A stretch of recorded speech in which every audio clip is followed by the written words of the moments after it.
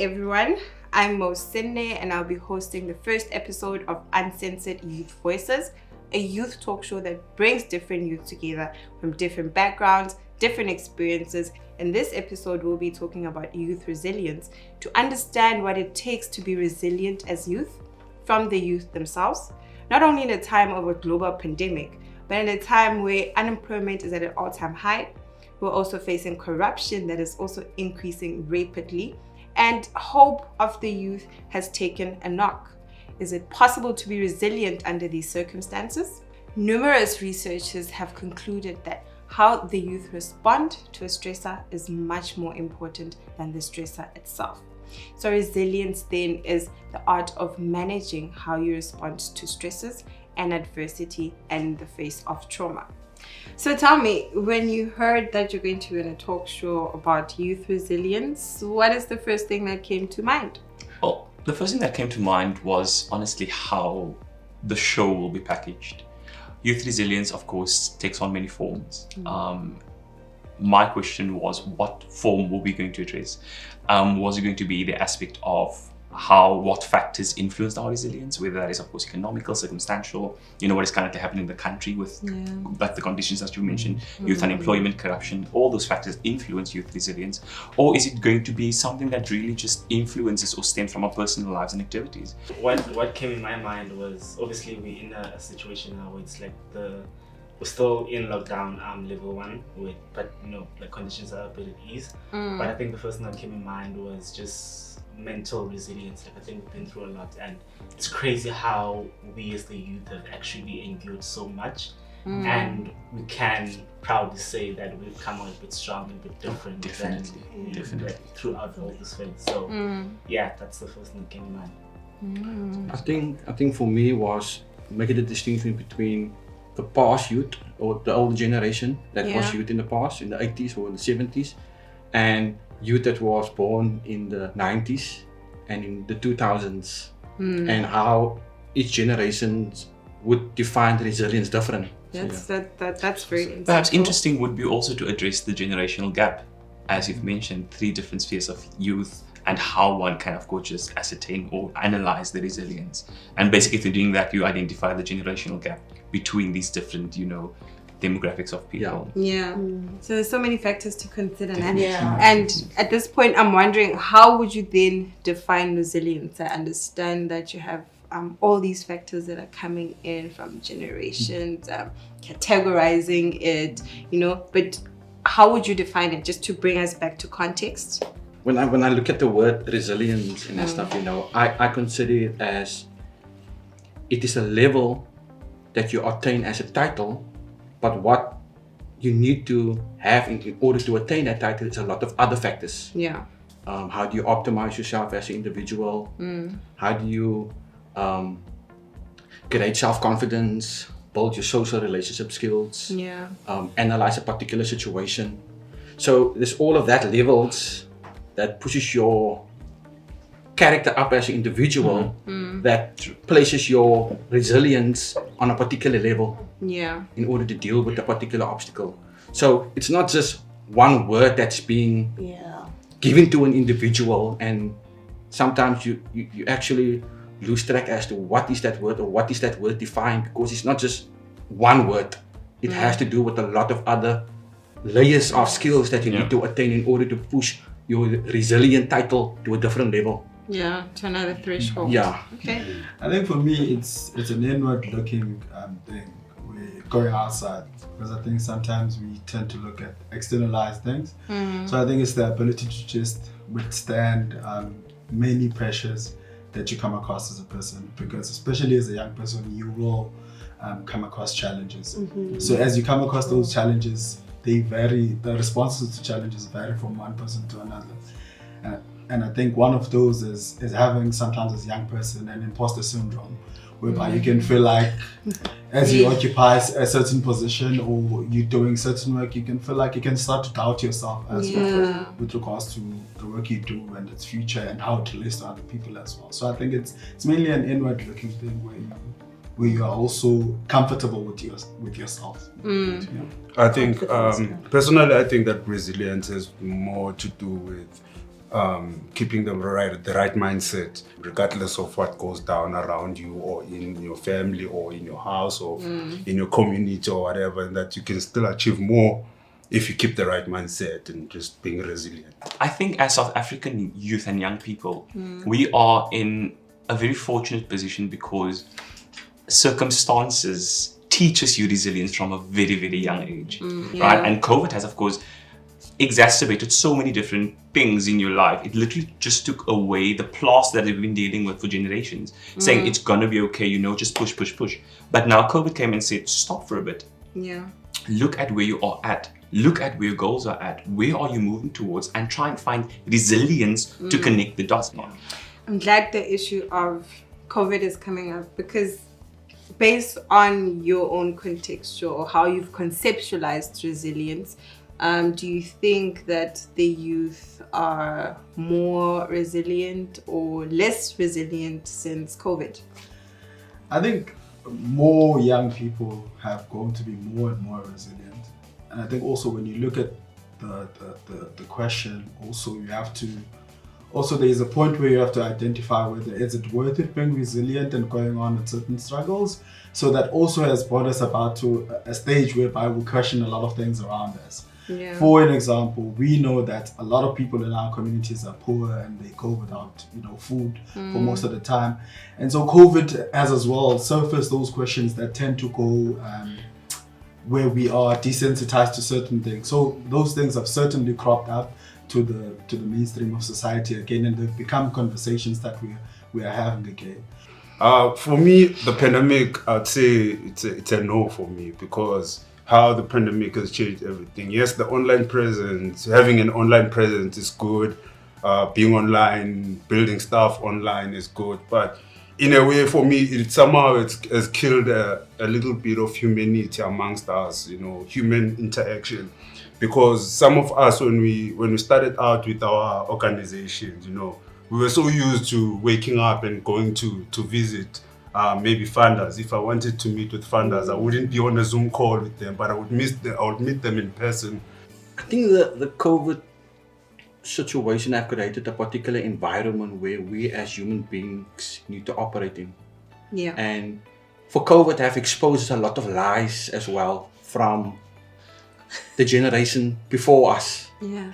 That have created an environment before COVID even happened to say that everything is going to be okay.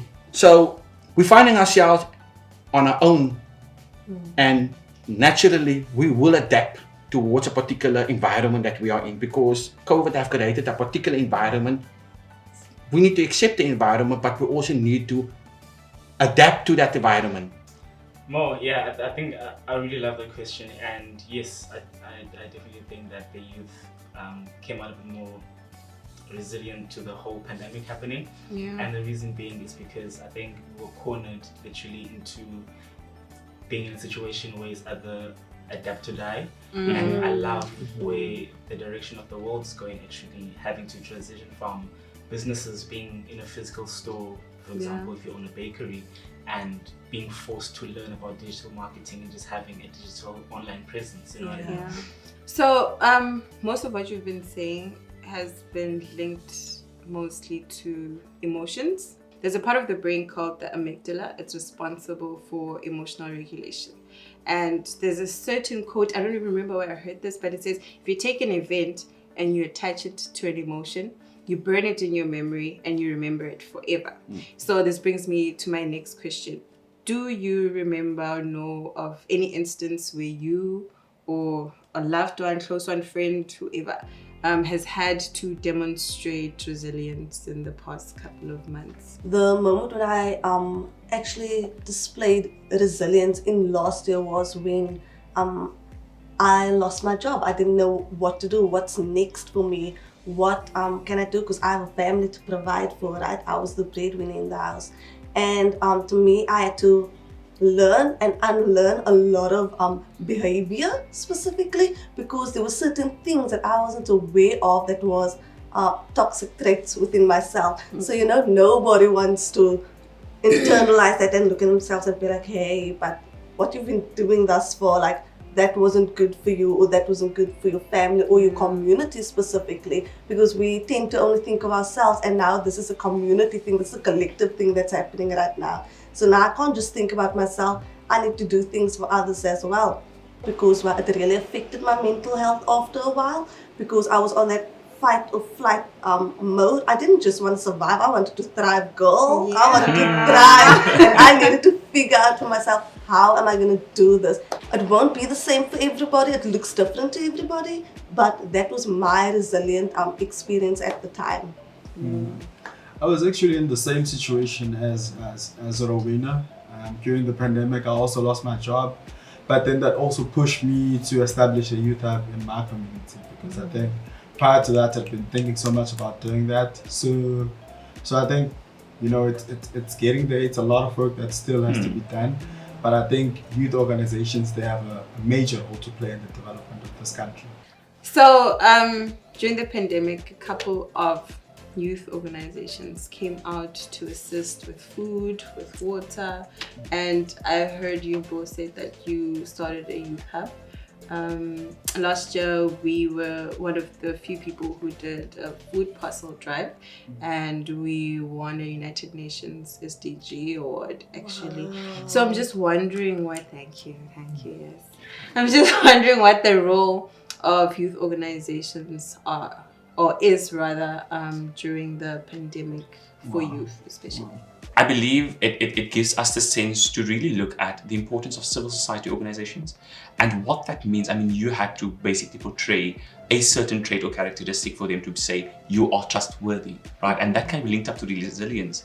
And same can be said with active change drivers and its importance within the youth space, being the biggest network in South Africa at this point in time, and what the network achieves to do and what so many other networks achieve to do, and how they constantly create spaces where you can really build towards that level of resilience. But more so to an extent now, as Dean has pointed out, instead of playing the victim, now we have to be in survival mode. And what is survival mode? Who's going to really give us that armor to say, hey, this is how we are going to restore the resilience within this youth demographic. So at this point in time, I would like us to perhaps just look at civil society organizations and its importance. Because if there is an institution like government that fails us, at least civil society can pick up the remnants of where they have failed. I just want to jump in there, why are we putting all of this pressure onto civil society? We need active citizens in the country as well. We have a role to play as well in our community, in society as a whole. I feel for example, in my community, as much as our ward council is very present and active and supportive, we decided as well to, with our neighborhood watches that we also have in the community, to start community gardens. And I've seen that throughout here in Western Cape, the youth actually, not even the older people, the youth, they've started their own gardens to feed their community, because they realize nobody's coming out here to save us. Let's do something that's going to be sustainable long term, not just for now. So sustainability is actually important. Okay, so we can learn and develop it, but human nature is such that after a certain point in time, there's certain things that you can't really now start accumulating. Do you think there's a time frame or cut-off score here when it comes to resilience, or as you grow older, what happens? I think it's also important to acknowledge the violent history of our country as well, and to as much as we are framing it in a side of saying that people also mustn't portray themselves as victims, but it's also important to acknowledge that there's a lot of trauma that sits within South Africa as a country. So I think when that as well sits and it's not dealt with, it festers, and then it manifests itself in so many different things, such as the high levels of violence we see in the country. And I'd love to add to what he said, that just dealing with what happened, and it's not a matter of being ignorant about it, but I think it's just a matter of acknowledging that it happened, right? Yeah. True. But there's a difference between acknowledging it and being tied to it. So if you constantly running in circles and just our ancestors did ABC, and you're just running around those circles and you're always bitter and angry, And of course, I'm not like overlooking the hurt and all the trauma that people are dealing with, like in different ways.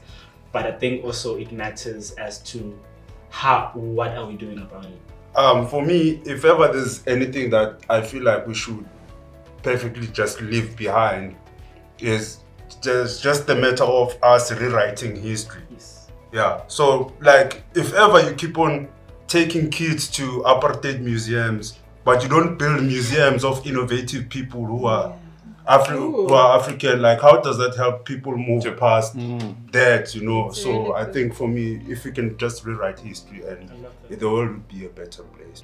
So guys, based on everything that you've said about resilience, how you've conceptualized it and also applied it to your own lives, what message of advice would you give to the youth regarding resilience, especially those who are going through a tough time right now, and maybe battling with mental health issues or even feeling suicidal? My perspective as a young black man who comes from the township, you know, to the youth. So whenever they're gonna start something, it's just like they have to know that there's a majority of people within their communities that won't believe that they can achieve anything in whatever they are building or starting from the ground up. Because for me, I also had the same problem when I was starting the chess club in my community. People were just laughing, but the club was growing. And when the club started growing, and then people started hating. But whenever they start something, they should know that they'll be mistreated whenever they start. They just have to focus on the positive side of things and focus on people who add value to your life, and just read more. Because for me, I wouldn't be sitting here if I didn't read back then.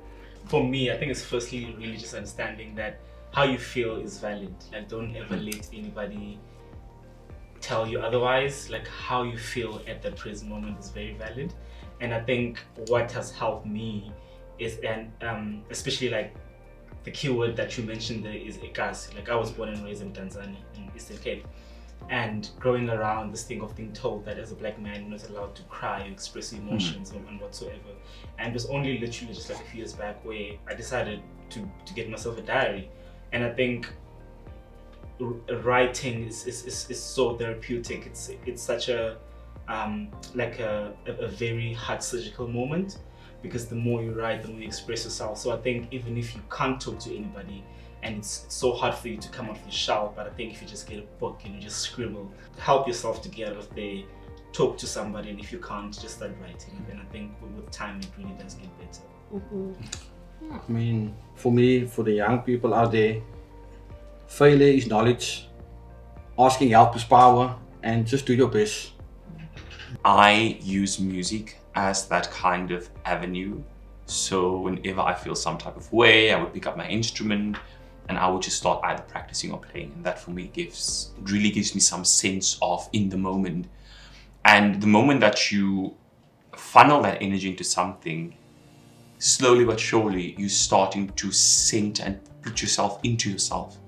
And I think that's also important. And then of course, the departing advice would be just to pitch up, right? Pitch up all the time. Sometimes it will make sense, other times it won't, but pitch up. Yeah. Because so many times when you pitch up, there's opportunity. And if you don't pitch, the opportunity will be wasted. So get yourself going by finding an avenue, a channel to funnel all that negativity into. And when you do, really just position yourself for success, because it is possible.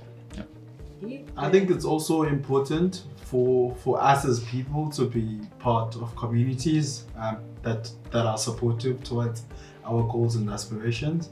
But I think sometimes, especially with doing community projects, it can be so difficult. It's such a lonely road that sometimes you feel like so discouraged most of the time. So I think to have a network of people that you can reach out to say, I'm not feeling that well, can pick you up in times of tough. To have a hobby, for an example, that you can do when you are feeling that you can't go on in this road that you are going into. So I think, but most importantly, online and offline, to just have a community of support and people that you can trust that if I share something with these people, it stays in between us. Yeah.